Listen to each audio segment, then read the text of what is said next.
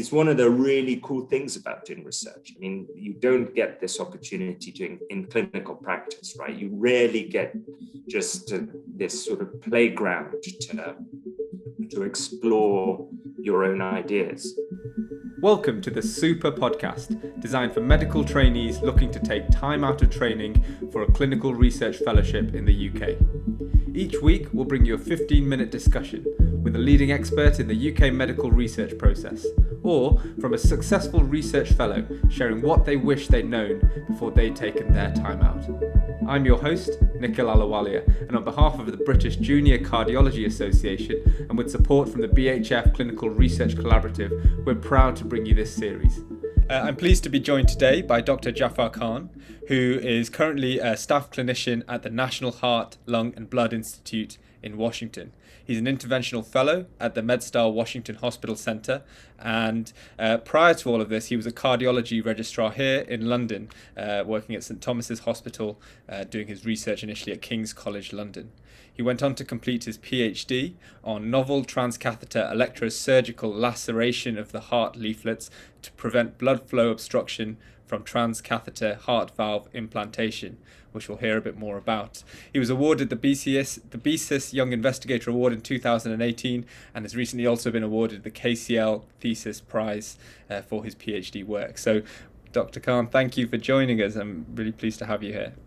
Thanks very much, Nicole. Happy to be here. Great. So the way I start is initially by asking the speaker a little bit about their journey up until their PhD. So would you mind sharing what you were up to before then?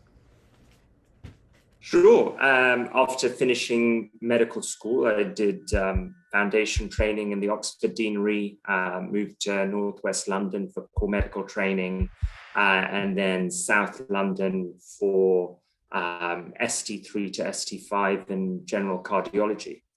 And then it seemed a natural transition at that point to step out into research before going into, subspecializing in cardiology.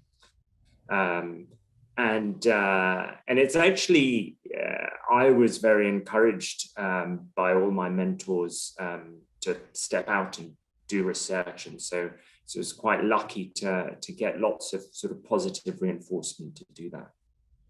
Okay, and had you done any research prior to your PhD? Bits and bobs, nothing particularly involving. I did a third year, a sort of a BSc, as it were, but to be honest, I did that in history and philosophy of science. So it wasn't, in terms of actual research credentials, I didn't have many. But that wasn't a particularly limiting factor, I thought. I think a lot of the benefits that we have going into research is our clinical background. So we understand what the clinical problems are. We have a handle on what questions are relevant. And so that, in terms of research currencies, is very valuable. Okay, fine. And so would you say that you were going to do research and you knew that going into it, or what you just mentioned about waiting for the research question that you wanted to ask, did you wait for that first before deciding, okay, I want to do research now? In a way, I kind of wanted to do research, and it was about finding the right time to step out of training to do it. To do research that was clinically relevant, I felt to have clinical skills before stepping out to do research was very valuable for me. So, I could have done it straight out of medical school, for example, and that would have been quite sort of basic science research.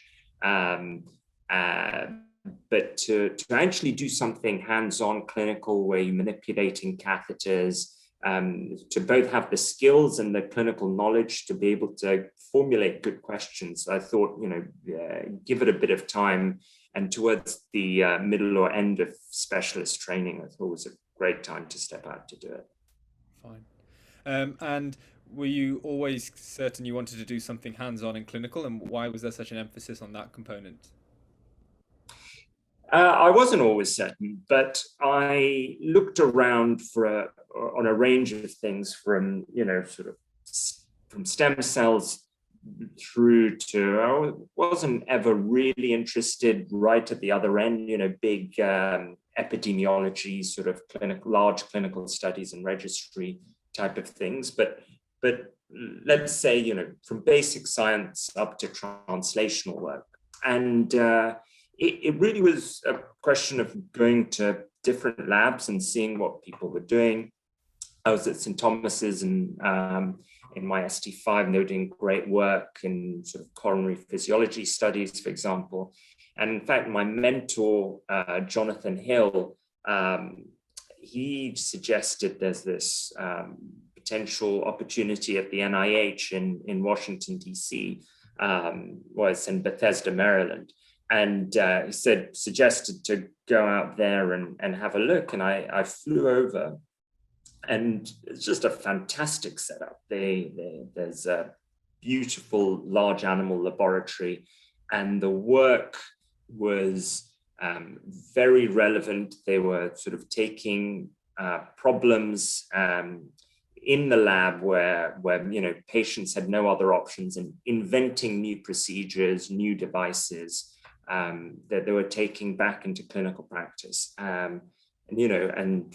Toby Rogers, who is my predecessor here, sort of, devised some crazy new procedures in interventional MRI and in the cath lab. And I kind of fell in love with the idea. It was so relevant and practical and exciting and quite fast paced.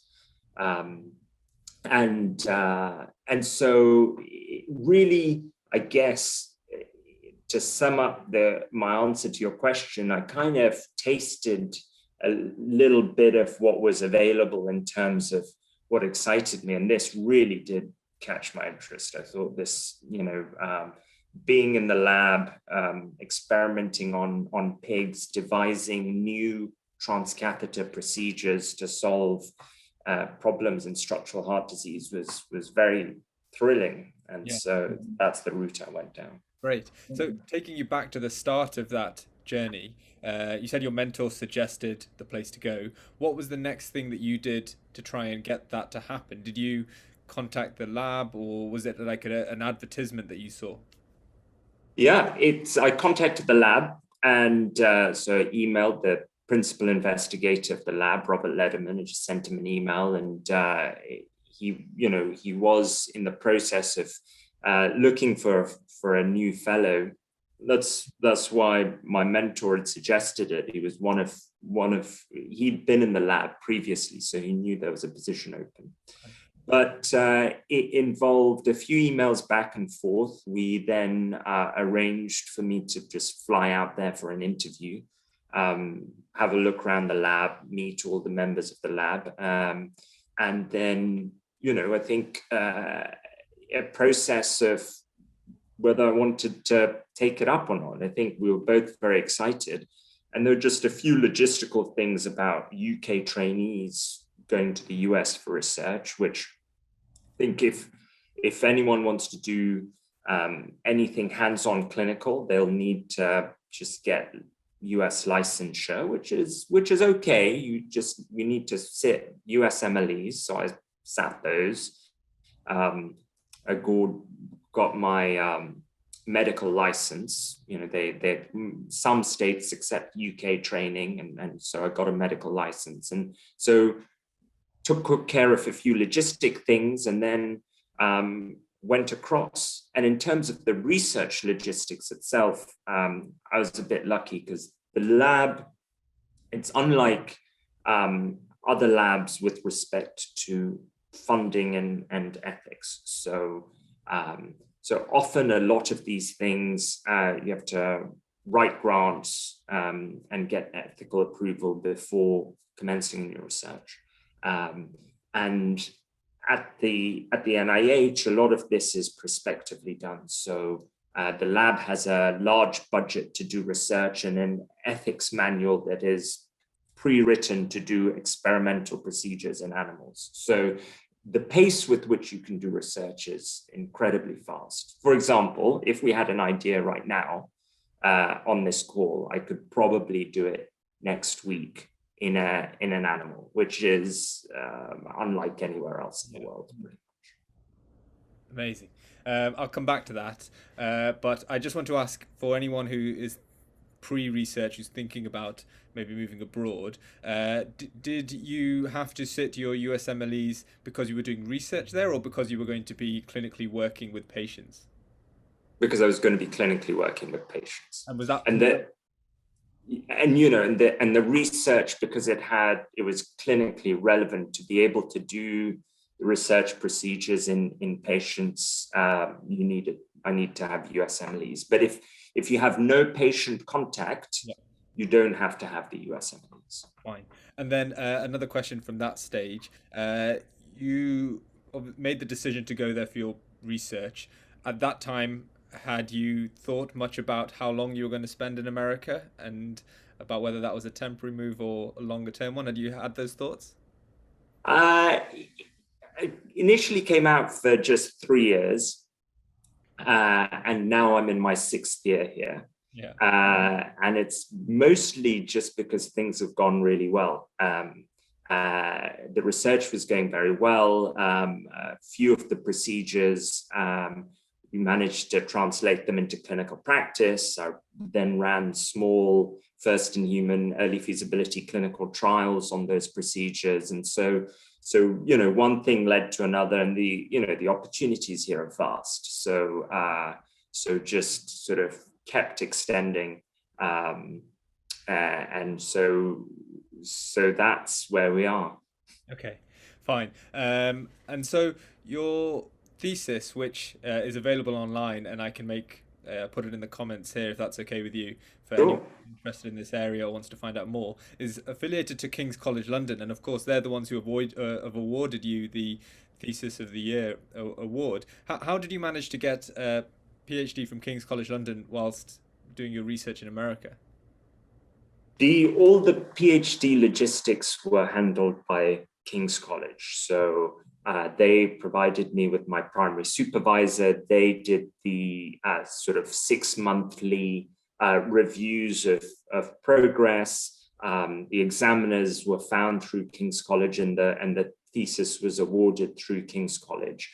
So all the logistics were at King's College, and I applied to King's College to do the research outside of King's, which is completely acceptable, and you can do any proportion of your research outside, and most universities in the UK will allow this.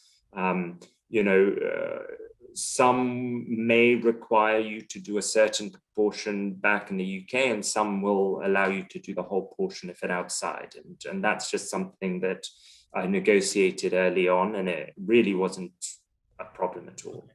Fine. And so you said that the funding for the research came from the Institute in America. Did the funding for your salary and fees and things also come from there? Yes. Yeah. Fine. Okay, now on to the more interesting bits. So your research, you spoke about how you can turn around proposals that, in the UK system may take or do take a lot longer, have a much longer timeline. And it sounds like that's because the process is sort of streamlined in the institute you're at. Do you think that's a model that is scalable to other centres, or thinking about back to how research is done in the UK? It's tough. The position that's the NIH is in is because it just has a lot of funding, and the funding is awarded to sort of lifetime clinician scientists or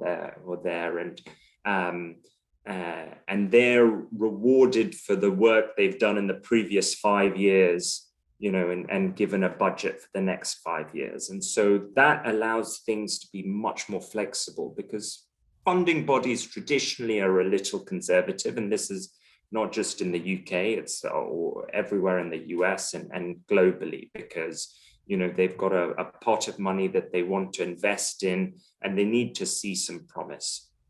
So I think it's a little hard to translate that model. But to give you an example of the turnaround, for instance, my very first project that I did was called Lampoon.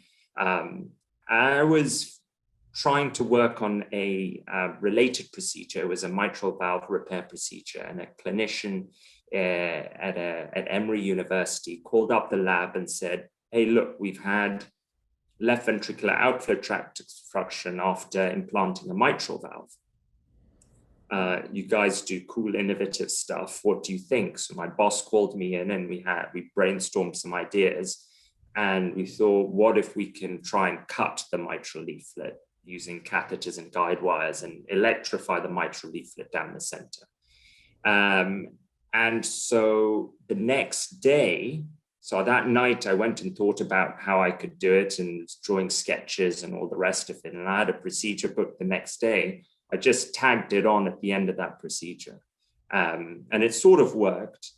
And the pace with which things then moved forward were, the next month, I refined the technique constantly. And by the end of the month, there was a patient with no other options who needed the procedure.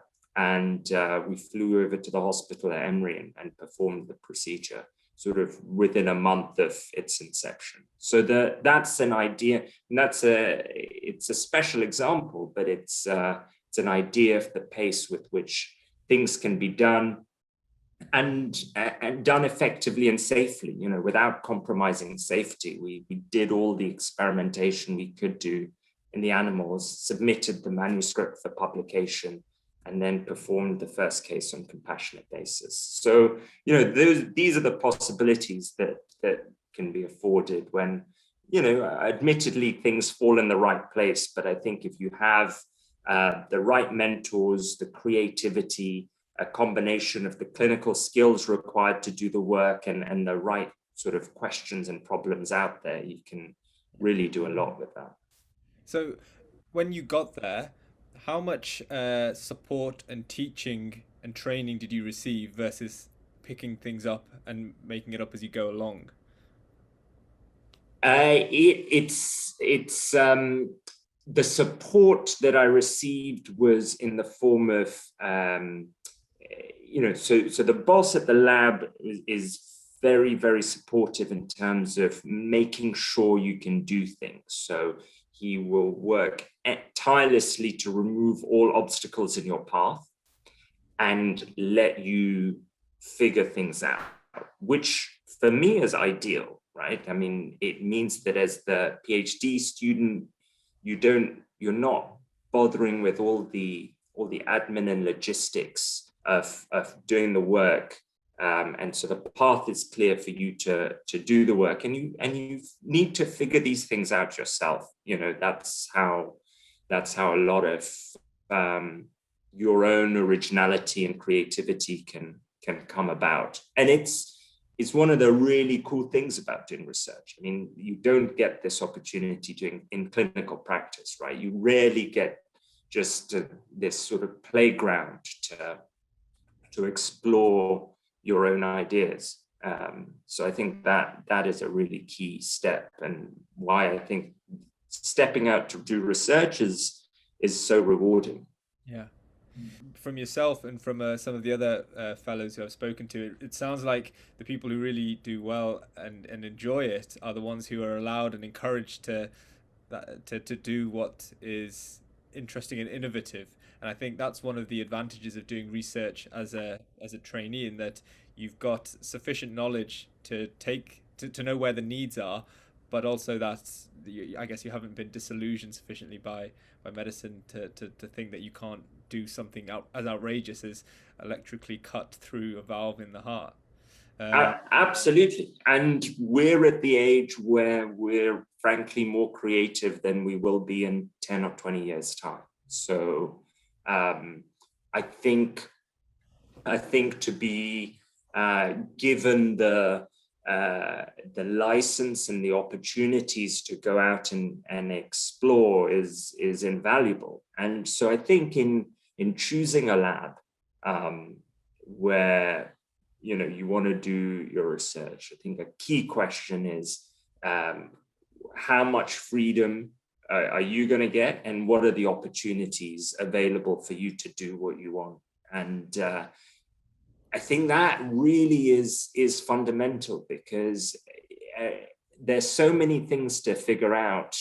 Pretty much everyone will find something to figure out, but it's that, how much of themselves and their own ideas can they pursue, and is it feasible to pursue that in the lab that they're doing it in? Yeah. What did your colleagues back in the UK say, and even, I guess, consultants and supervisors, when you pitched this idea, perhaps in the first 6-12 months whilst you were out there? What was the feedback you were getting? It was, in fact, it was very supportive. So I sent the original idea back to my old consultants at St. Thomas's, and they loved it. And actually, PCR London Valves, which is a big valve conference hosted in London, they were like, do you want to just present this at PCR London Valves in like 3 weeks? We'll amend the program for you to put it in. So, so I think it was very, very supportive and encouraging. So it was great stuff. Yeah. I imagine it must be hard once you've experienced this sort of problem-solving mentality and culture to think about potentially going back and working in a traditional clinical job where you might not have that freedom. I don't think so. I think it adds to going back. I'm excited about getting back into clinical practice, and I'm aiming to do by the end of this year. And it's because you approach things with an added interest and curiosity, and you can tackle problems with just a little bit more of an edge, and perhaps, so like I've now acquired techniques that many of my senior consultants wouldn't have. And so I can, bring something new to the table that I've spent years and years developing and doing myself. So, I will be the expert in that little thing, but that little thing may well add to the program. So I think it's really quite exciting to come back. And I think, and I hope, coming back isn't going back to a routine job. It's going back to apply the stuff that I've learned in clinical practice, which is where it belongs. Yeah.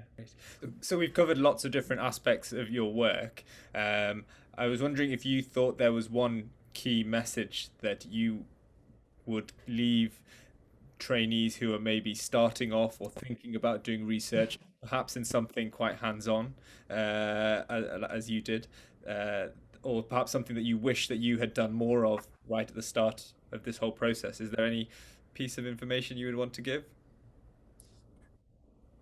I think if you're thinking about doing research, definitely do it. If you're not thinking about research, think again, because it really adds a lot to just your outlook on things. It adds a lot to, you're able to add value to what's available. And so I think it's a great time, and it's fun. You have time for yourself, for family, for thoughts, and I think that's a rare privilege. So I just encourage people to just go for it. Great. I mean, that's a great message to leave everyone on. Thanks very much again for your time. Pleasure. Thanks so much. Next time on the podcast. It's always much more nuanced than that. The panels, as I say, are very good, and they're looking for the quality within. And the most important thing is to own what you're putting in, own your application, have a passion for it. Don't take a project off the peg from a supervisor, develop it and own it. Great. So I'm pleased to have with me today Professor David Jones, who's the Dean of the NIHR Academy. As well as this, he's an NIHR Senior Investigator and a member of their Strategy Board. He's also a Professor of Liver Immunology at Newcastle University and an Honorary Consultant Hepatologist in the Newcastle upon Tyne Hospital's NHS Foundation Trust. In recognition of his contributions, Professor Jones was also awarded an OBE for his services to liver medicine and clinical academic training.